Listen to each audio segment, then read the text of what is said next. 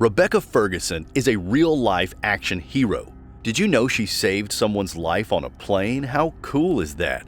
This sexy beauty has starred in action movies like Mission Impossible, Men in Black International, and Dune. In those films, she got massive praise for her acting. She even did her stunts in those Mission Impossible films she starred in.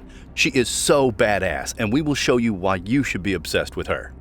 When she was on a plane and a woman needed medical attention, Ferguson became a real-life action hero. She gave the woman instructions on what to do and saved her. She is so badass, just like her character in Dune. Speaking of Dune, Rebecca Ferguson produced an excellent performance as Lady Jessica.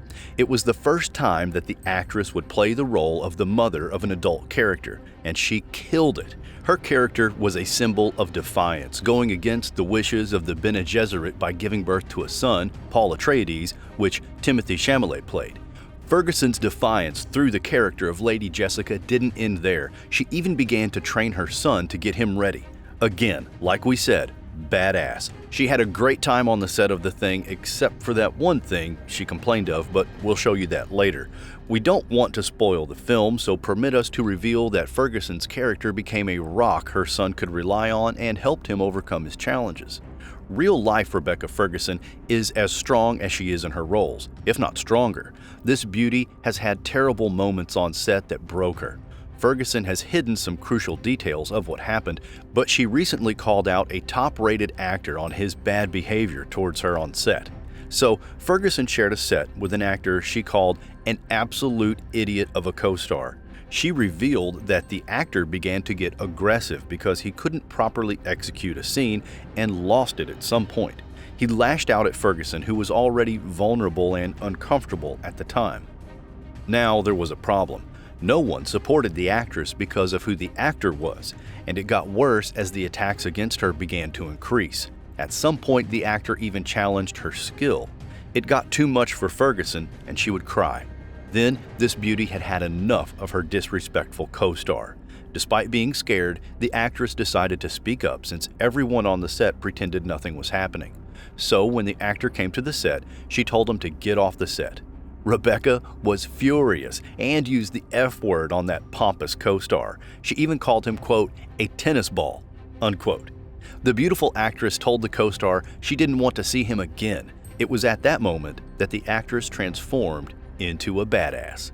With how stubborn the actress was and how she stepped up to this person, the producers had to intervene so they couldn't chase the actor off the set. What Rebecca said next shocked everyone. Quote, the person can turn around and I can act to the back of his head, unquote, Rebecca said, and she meant it. So when the two shared a scene, the actor would face the other way with Rebecca talking to the back of his head. What a woman! She still wasn't satisfied with what happened and challenged the director, who also accepted that they didn't protect the other actors. Fans are wondering who would dare do that to this elegant actress, but she isn't ready to reveal that part. Well, whoever it was, they should stay clear of Dwayne "The Rock" Johnson. The Rock only has pleasant memories of the actress as they worked together on the set of the 2014 film Hercules. The Rock called this actress his guardian angel when they worked together, and with him waiting to find out who mistreated her, what is The Rock cooking? Although Rebecca wouldn't say who it was, she revealed it wasn't Hugh Jackman or Tom Cruise. She worked with Jackman in the musical film The Greatest Showman, where she played Swedish opera singer Jenny Lind, and when she worked with Cruise, this brave actress turned into a fangirl. But before we show you what happened between them, let's talk about how it all began for the actress. Rebecca Ferguson was born in Stockholm, Sweden on October 19, 1983, to an English mother and a Swedish father. Her mother was connected to the Swedish entertainment industry, while her dad was a businessman.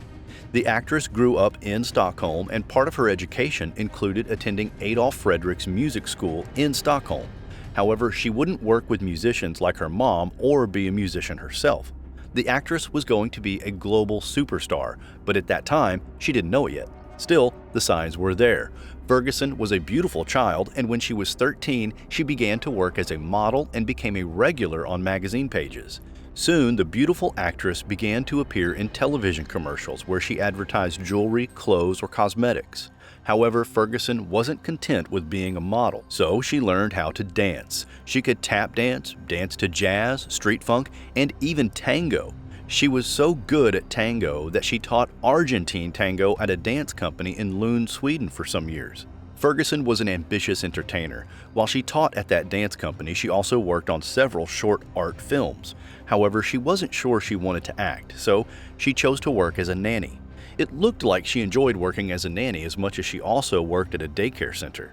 She also worked at a Korean restaurant, a shoe shop, and in a jewelry shop. However, she couldn't push away that part of her that itched to act. Clarity came for this beauty, and she soon became popular in Sweden. Her performance as upper-class girl Anna Grappenheim in the Swedish soap opera Nya Tider Fantastic Stuff, she then moved on to Ocean Ave, a Swedish-American soap opera. In 2004, the actress debuted in the horror film Drowning Ghost and gained more recognition when she played Elizabeth Woodville in the 10-part BBC historical drama The White Queen. Her performance was sensational, and it got her a Golden Globe Award nomination for Best Actress in a Miniseries or Television Film.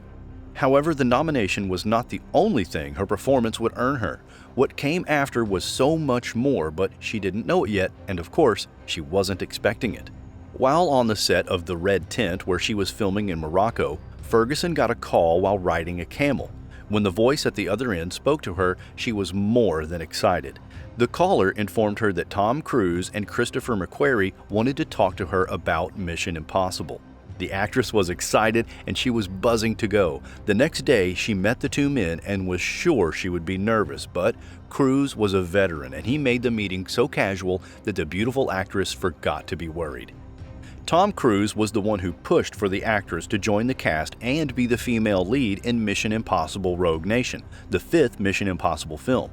Cruise saw her in The White Queen and saw a resemblance between her and Ingrid Bergman, a vintage Hollywood Swedish actress. Just like that, Rebecca became Isla Faust, and her performance was beyond iconic.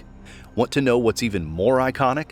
The actress did her own stunts. She's as crazy as Tom Cruise. Rebecca watched Cruise prepare for his stunts for each scene and took notes.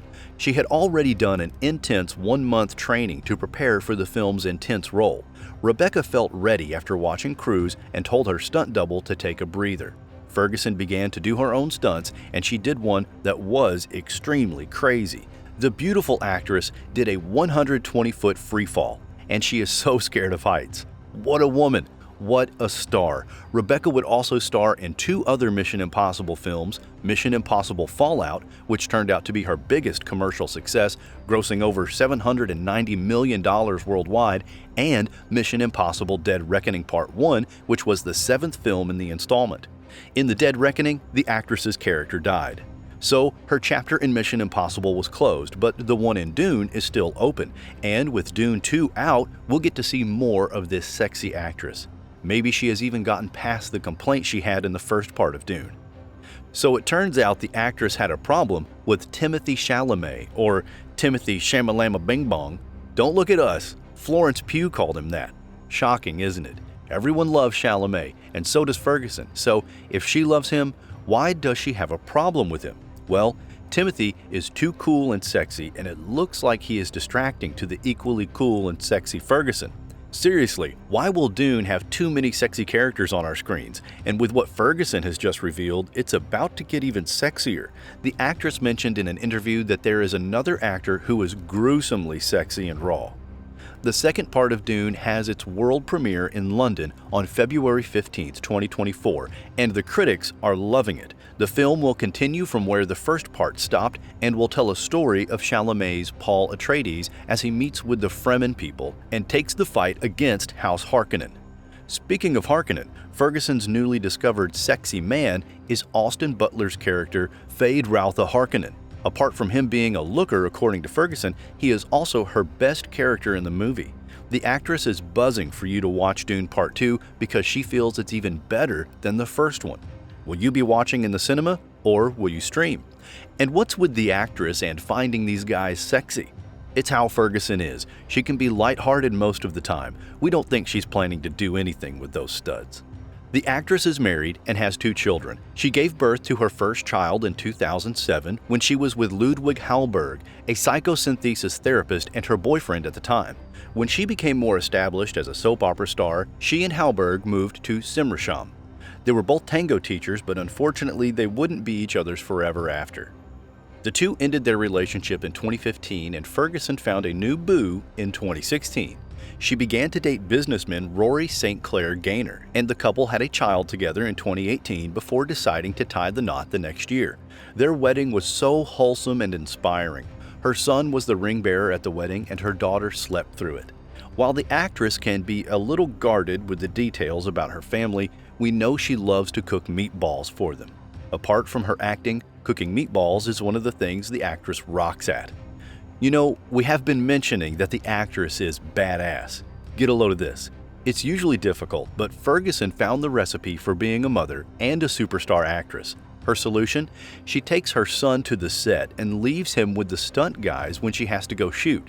When she returns to pick him up, her son is already hanging from a harness. Free advice, Ferguson. Change your babysitters. While the actress would be more known for Mission Impossible and Dune, she also has some other amazing films she starred in. She acted in Daniel Espinosa's sci-fi horror Life. In that film, she worked with Jake Gyllenhaal and Ryan Reynolds. She was a supporting character in Stephen Frear's Florence Foster Jenkins and got to work with Meryl Streep and Hugh Grant, two of the Hollywood legends she grew up watching. The actress has had it all, a super career that would get even more elevated with the release of Dune. What is next for her? What type of project do you think she would be involved in? Tell us in the comments and don't forget to like this video and subscribe to our channel for more.